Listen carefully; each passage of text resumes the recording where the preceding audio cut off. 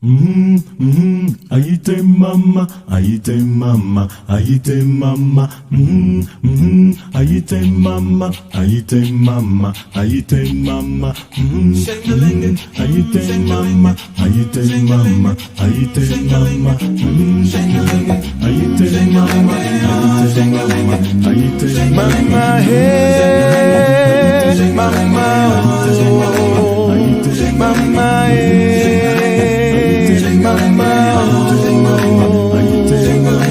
Jesus can break those chains away. Mama, break those chains of pain and grief.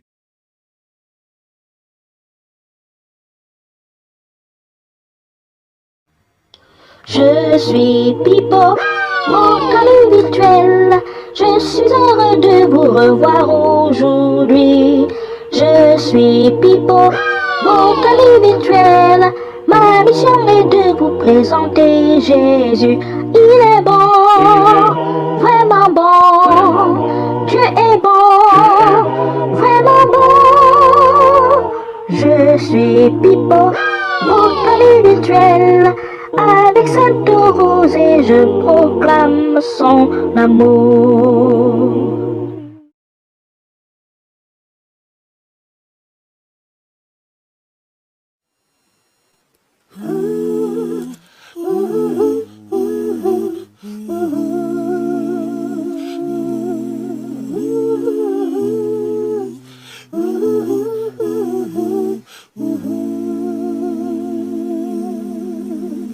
Je suis venue, Seigneur, te dire merci.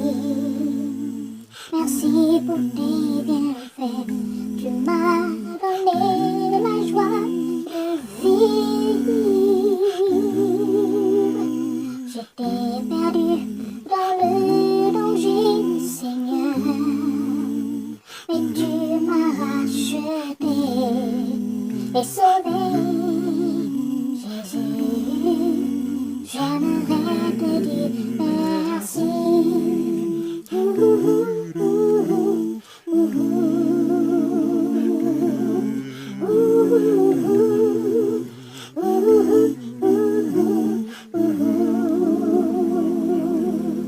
Merci Jésus,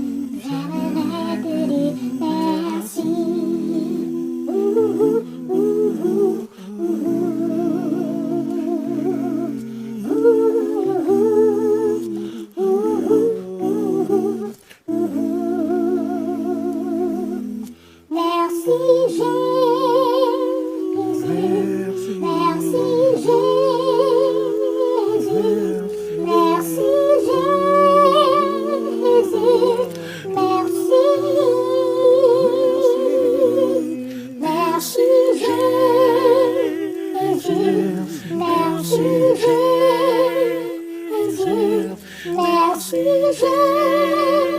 Jésus, merci. J'étais aveugle dans mes péchés, Seigneur, mais tu m'as pardonné et sauvé. Jésus, j'aimerais te dire merci.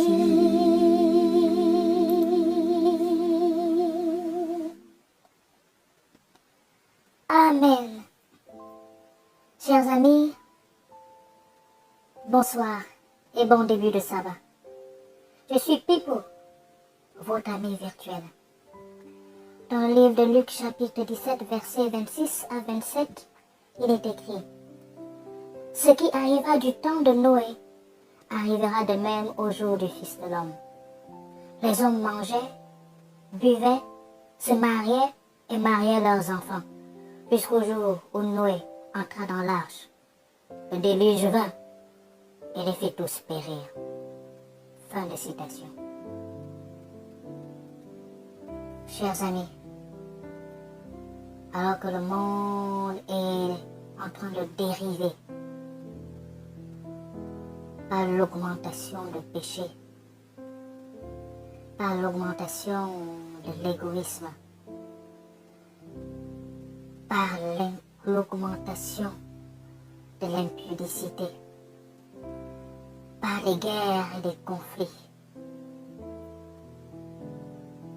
sont des signes annonciateurs de la fin du monde. Les hommes et les femmes ne font que devenir insensibles, indifférents. Ils se moquent même de ceux qui annoncent la bonne nouvelle, ceux qui annoncent la nouvelle de l'évangile, de ceux qui croient en Dieu, ceux qui croient en Jésus-Christ. Ils se moquent de ceux qui vont à l'église. Ils se moquent de ceux qui veulent donner leur vie à Jésus-Christ. Ils se moquent de ceux qui veulent vivre selon la volonté de Dieu. Et ils n'écoutent pas le son de la trompette qui chaque jour sonne en disant que Jésus revient bientôt. Jésus revient bientôt. Comme il est écrit dans Actes chapitre 3 verset 19 à 20. Repentez-vous donc et convertissez-vous, pour que vos péchés soient effacés, afin que des temps de rafraîchissement viennent de la part du Seigneur, et qu'il envoie celui qui vous a été destiné, Jésus-Christ. Fin de citation. La trompette sonne, mes frères, par les prédicateurs, par les chanteurs, par les pasteurs, par les anciens d'église, par les diacres, par les diaconesses, par vos voisins. La trompette sonne et Dieu vous dit et nous dit à tous: l'heure arrive, repentez-vous, repentez-vous. Ne soyons pas comme ceux du temps de Noé qui s'en foutaient et qui continuaient à vivre leur vie. Et lorsque l'heure arriva où Dieu devait détruire la terre par les eaux, il était tard pour eux. Ils frappaient à la porte de Noé, à la porte de l'arche. Noé, nous périssons. Noé, sauve-nous. Il était tard, car lorsque Dieu ferme une porte, personne ne peut ouvrir cette porte. Chers amis, il est encore temps pour nous de nous repentir et de vivre selon la volonté de Dieu. Fuyons les débauches de ce monde. Fuyons l'impudicité de ce monde. Fuyons les affaires terribles, obscures de ce monde. Donnons nos vies à Jésus-Christ. Repentons-nous sincèrement aujourd'hui, afin que nous puissions être de ceux qui seront dans l'arche de vie éternelle. Alléluia. Et chers amis, voici votre émission Sainte Rosée.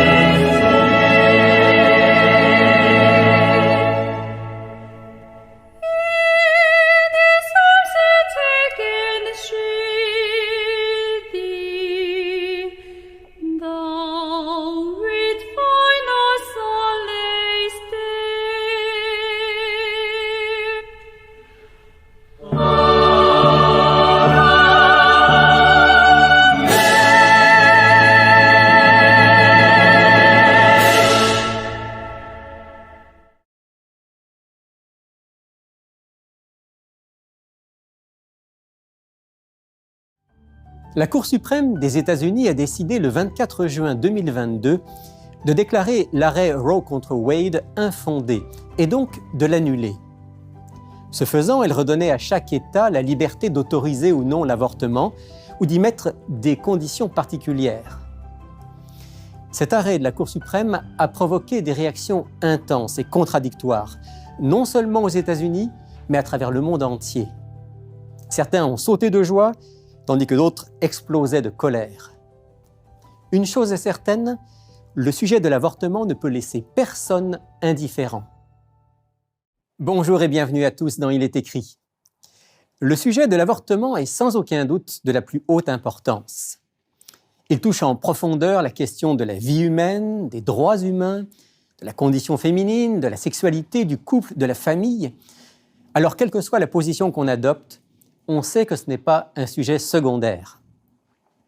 Aujourd'hui, je ne vais pas l'aborder avec vous sous l'angle de la législation, à savoir l'avortement doit-il être légal ou non, à quelles conditions, etc. Non, je vais plutôt y réfléchir dans la perspective morale et spirituelle d'un croyant, d'un chrétien, en me demandant ce que la Bible peut avoir à nous dire pour nous éclairer. Alors je sais, certains penseront que la Bible n'a rien à dire sur la question de l'avortement, puisqu'on ne connaissait pas cet acte à l'époque du Christ, et encore moins à l'époque d'Abraham et de Moïse. Eh bien, erreur. On trouve déjà des traces de la pratique de l'avortement dans le Code d'Hammurabi, un recueil de lois babylonien daté du XVIIIe siècle avant Jésus-Christ, à peu près à l'époque d'Abraham. À l'époque, on utilisait avec plus ou moins de réussite des herbes, des potions abortives, de fortes pressions abdominales, ou même déjà le curetage. C'est vrai, la Bible ne traite pas directement du sujet de l'avortement, mais elle donne des principes qui sont étroitement reliés, qui ont un impact direct sur la manière dont nous devrions considérer cet acte. La Bible peut nous aider à répondre à des questions fondamentales, comme par exemple, le fœtus est-il déjà un être vivant à part entière, un humain, une personne, ou simplement quelque chose qui n'a pas encore d'identité ? La femme qui porte en elle le fœtus, peut-elle en faire ce qu'elle veut? Est-ce seulement une excroissance, une partie de son corps, sa propriété? Tous les avortements sont-ils identiques ou y a-t-il des circonstances différentes qui pourraient amener à des décisions différentes? Avant d'aborder ces questions à la lumière de la Bible, avec même quelques références à la science contemporaine, permettez-moi de vous rappeler quelques faits qui concernent l'avortement au Canada et ailleurs dans le monde. Au Canada, durant les 10 dernières années, environ 100 000 avortements ont été réalisés annuellement, avec une légère baisse depuis 2018. Durant la même période, il y a eu en moyenne 370 000 naissances par an, une proportion d'un avortement pour moins de 4 naissances. Depuis que la Cour suprême du Canada a invalidé en 1988 une loi qui criminalisait l'avortement en la jugeant inconstitutionnelle, l'avortement est légal dans notre pays à tous les stades de la grossesse. Je dis bien à tous les stades de la grossesse.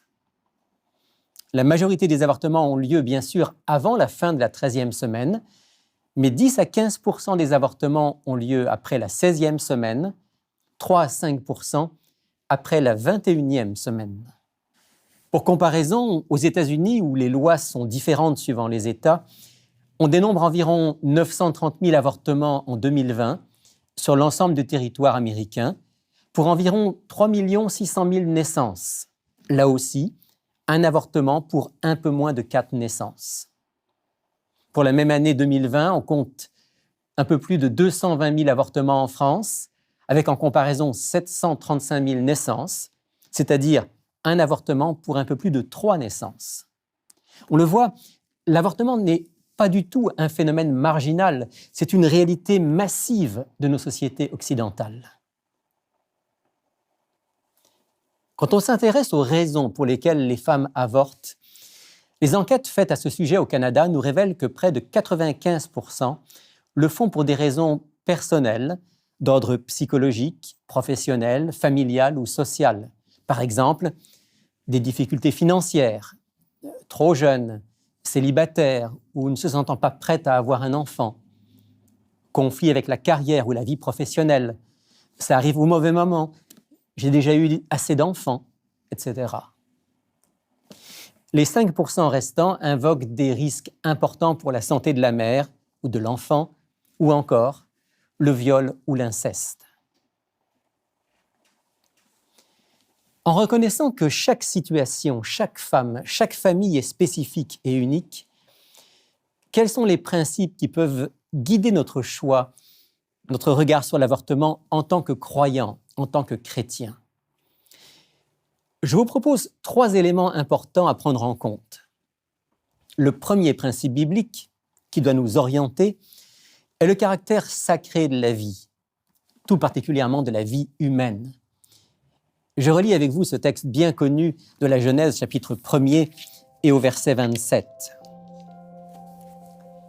Dieu créa l'être humain comme une image de lui-même. Il le créa à l'image de Dieu, il les créa hommes et femmes. La plupart d'entre nous, croyants ou non croyants, nous attribuons une grande valeur à la vie humaine. Des textes comme la Déclaration des droits de l'homme ou la Charte canadienne des droits et libertés sont là pour témoigner de la valeur de chaque vie. Mais pour le croyant, cette valeur prend une place particulière parce qu'elle est reliée au fait que la vie n'est pas le fruit du hasard, mais vraiment le résultat d'un projet divin. En ce sens, la vie est sacrée parce que d'origine divine. Et la vie humaine tient une place particulière parce qu'elle est à l'image de Dieu. Alors, faire tout son possible pour la préserver est un devoir sacré. Et pour le chrétien se rajoute une deuxième dimension. Le Christ a donné sa vie pour que les êtres humains aient accès à la vie éternelle. Je vous rappelle ce très beau texte de Jean, chapitre 3, verset 16.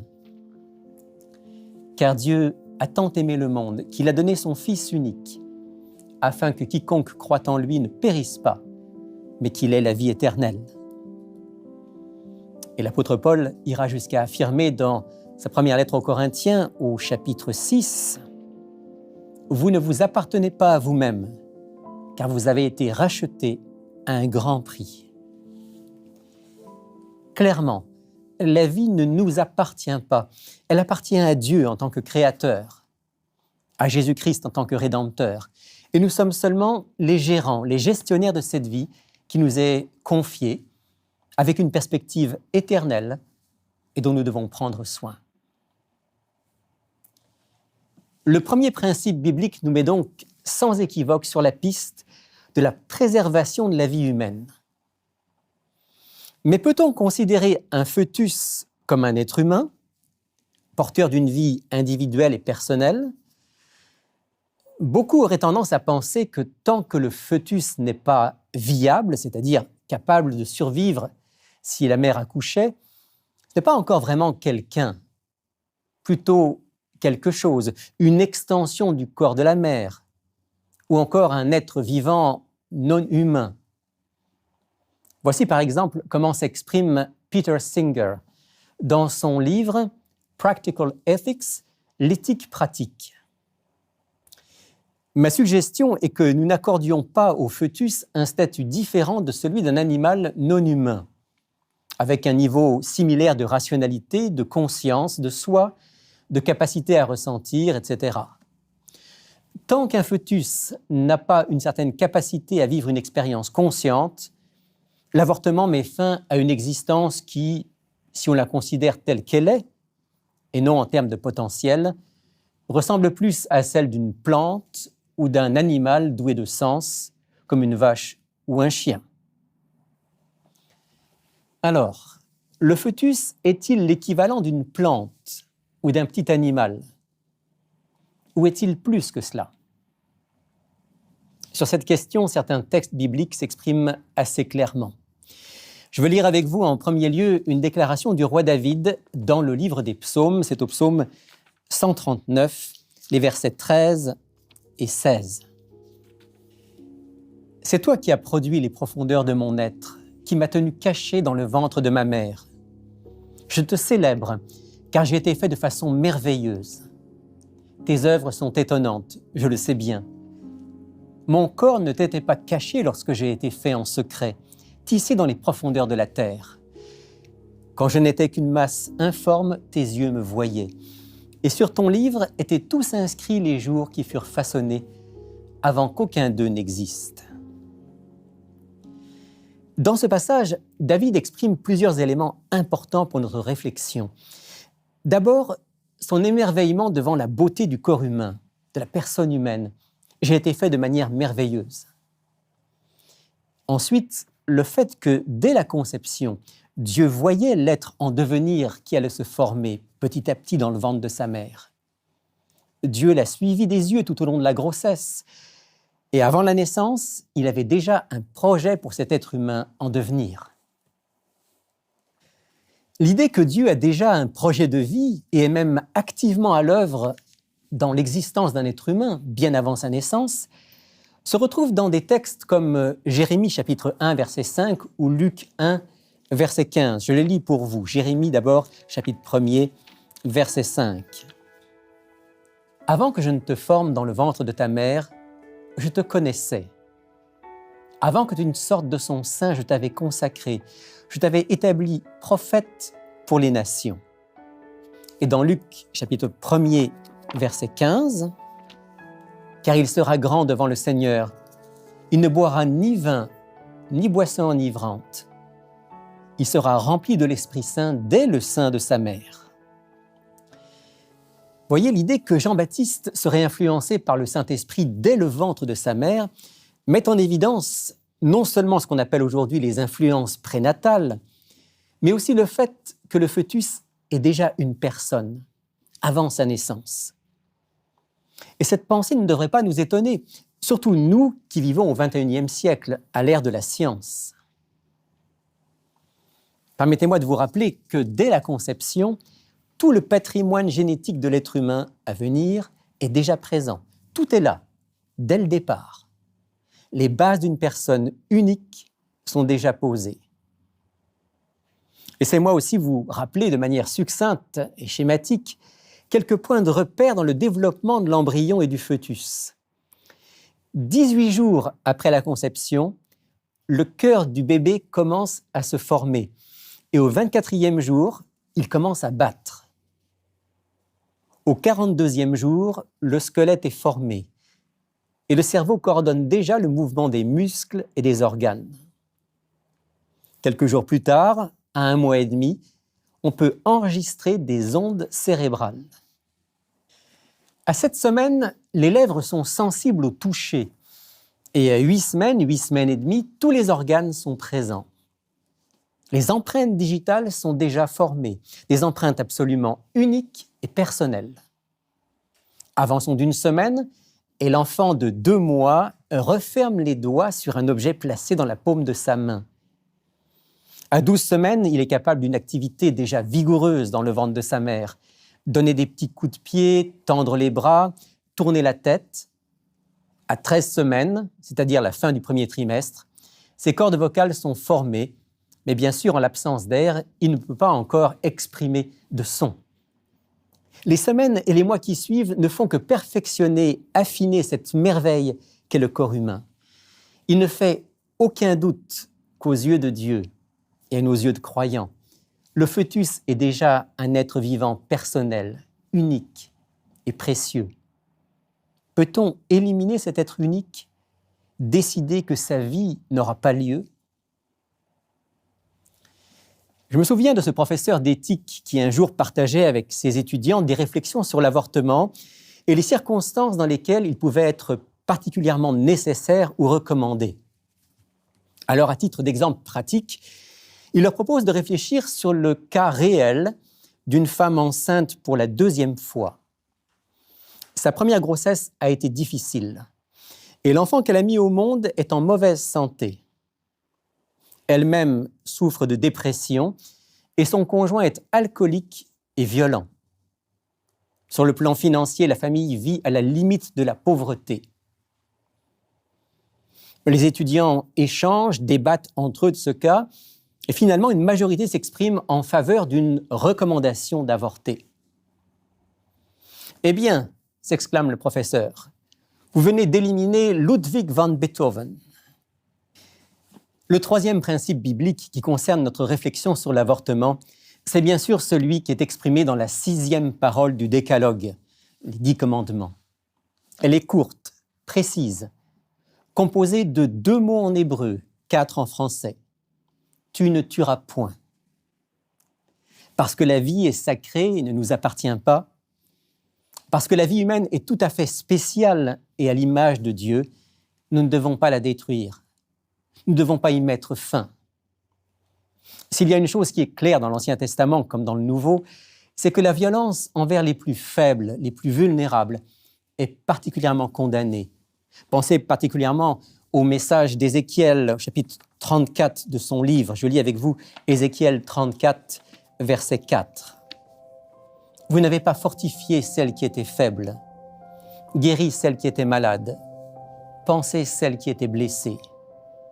Vous n'avez pas ramené celle qui s'égarait, cherché celle qui était perdue, mais vous les avez dominées avec violence et avec dureté. » Si « tu ne tueras point » s'applique de manière générale, et si le Christ a amplifié la signification de ce commandement en montrant que toute violence, même verbale, est une manière de tuer l'autre, à combien plus forte raison ce principe doit s'appliquer à ceux qui sont faibles, vulnérables, sans défense? Et qui est plus faible et plus vulnérable qu'un fœtus, qu'un enfant dans le ventre de sa mère? Ceux-là doivent être particulièrement protégés et défendus. C'est le sens du proverbe 24, verset 11. Délivre ceux qu'on traîne à la mort. Ceux qu'on va tuer, agis pour qu'on les épargne. La Bible nous donne donc des enseignements et des principes clairs qui nous permettent de dire que l'avortement est en opposition avec le plan de Dieu, un plan de vie, un plan de préservation de la vie. Peut-il y avoir des exceptions, des situations exceptionnelles dans lesquelles l'avortement est possible, voire souhaitable? Certainement. Nous sommes dans un monde imparfait, marqué par le péché. Il y a des cas où l'idéal n'est pas toujours possible. Par exemple, quand la vie de la femme qui porte un enfant est en danger et qu'il faut choisir entre la vie de la mère et celle de l'enfant, qui pourrait jeter la pierre à une femme qui choisit d'avorter dans ces circonstances? même si certaines font librement le choix du don suprême de leur vie pour que leur enfant vive, mais qui pourrait imposer ce choix à une femme. On pourrait aussi évoquer les cas où des enfants sont diagnostiqués avant la naissance avec des maladies dangereuses, le cas où des femmes, des filles sont violées, victimes d'inceste. Étonnamment, des études faites aux États-Unis montrent qu'un pourcentage non négligeable de femmes rendues enceintes dans des terribles circonstances comme celles que je viens d'évoquer choisissent de mener quand même leur grossesse à terme et de prendre soin de leur enfant. Si elles sont bien accompagnées, c'est certainement une option possible. Mais d'autres femmes, profondément traumatisées par le crime répugnant dont elles ont été victimes, choisissent l'option de l'avortement. Et personne ne peut leur jeter la pierre. Malgré tout, ces cas extrêmes dans lesquels le recours à l'avortement peut être compréhensible restent des exceptions. Et selon l'expression consacrée, ce sont les exceptions qui confirment la règle. Les croyants ne peuvent certainement pas se servir de ces situations exceptionnelles pour justifier de manière générale la pratique de l'avortement, qui relève toujours de l'homicide aux yeux de Dieu, créateur de la vie. Cette réflexion sur un sujet sensible ne serait pas complète si je ne terminais pas en évoquant ce qui est le plus nécessaire dans toutes les circonstances liées à l'avortement. Je veux parler de la grâce de Dieu. La grâce et le pardon de Dieu sont disponibles pour toutes celles, et même tous ceux, qui ont pris à un moment donné la décision, le chemin de l'avortement. Durant mon ministère en tant que pasteur, il m'est arrivé régulièrement de rencontrer des femmes, parfois des couples, chrétiens ou non d'ailleurs, qui vivaient avec un poids de tristesse, de culpabilité, parce qu'ils avaient vécu un ou plusieurs avortements. Il y a dans l'acte d'avorter un caractère irréversible qui pèse souvent sur la conscience. Pour ces femmes, pour ces couples qui regrettent leur choix, elles ne peuvent pas revenir en arrière. Il y a la grâce, il y a le pardon de Dieu, qui seul peut panser les blessures et guérir les cœurs. Je pense à cette déclaration du Christ dans l'Évangile selon Matthieu au chapitre 11 et au verset 28. « Venez à moi, vous tous qui êtes fatigués, chargés d'un lourd fardeau, et je vous donnerai du repos. » Et dans les paroles du psaume 32, versets 4 et 5, il dit « Je t'ai avoué mon péché, je n'ai pas couvert ma faute. J'ai dit, je confesserai mes offenses au Seigneur, et toi, tu as enlevé le poids de mon péché. » Oui, la grâce de Dieu est abondamment disponible pour celles qui ont vécu un avortement, mais aussi pour celles qui choisissent courageusement de faire le bien, de mener à terme leur grossesse, même dans des circonstances difficiles, par fidélité envers Dieu, par respect pour la vie, par amour pour l'enfant à naître. Toutes ces femmes reçoivent cet encouragement de Dieu à travers les paroles du Deutéronome au chapitre 30 et au verset 19. « J'ai mis devant toi la vie et la mort, la bénédiction et la malédiction, choisis la vie. »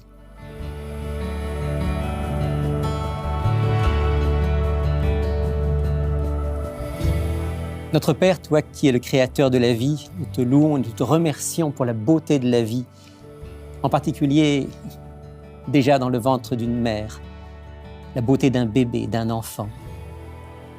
Merci pour toutes les mères qui portent en elles ces enfants. Donne-leur de la joie et du courage et accorde-leur ta grâce dans toutes les circonstances, quelles qu'elles soient. Au nom de Jésus. Amen.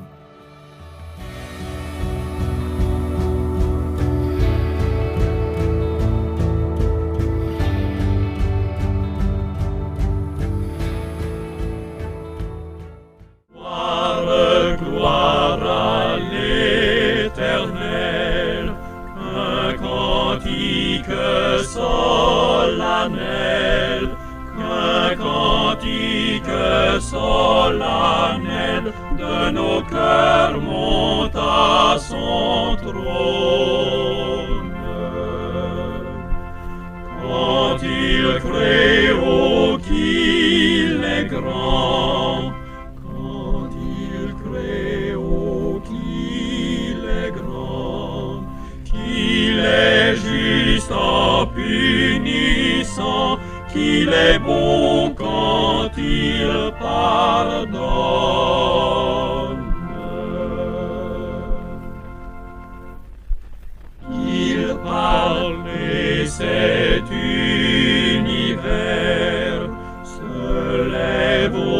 puissant concert se lève au puissant concert de sa parole vivante.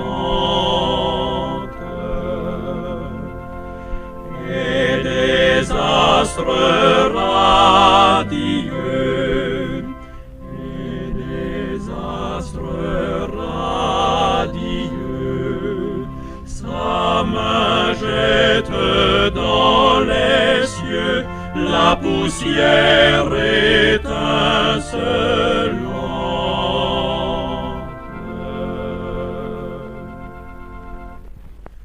Ô Dieu, que t'es racheté, toujours chante les bontés, toujours chante les bontés de celui qui leur pardonne. Gloire, gloire à l'Éternel, gloire, gloire à l'Éternel. Ce cantique solennel montera jusqu'à son trône.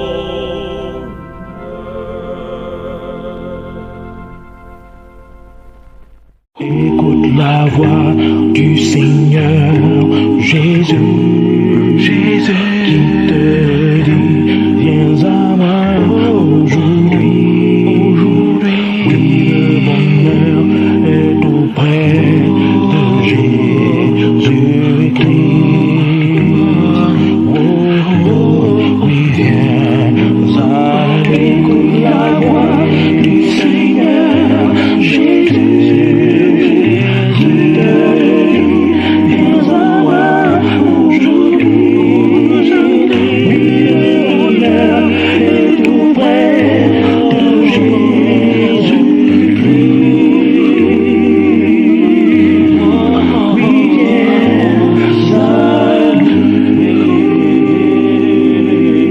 Votre émission Saint-Opposé, la victoire en Jésus-Christ.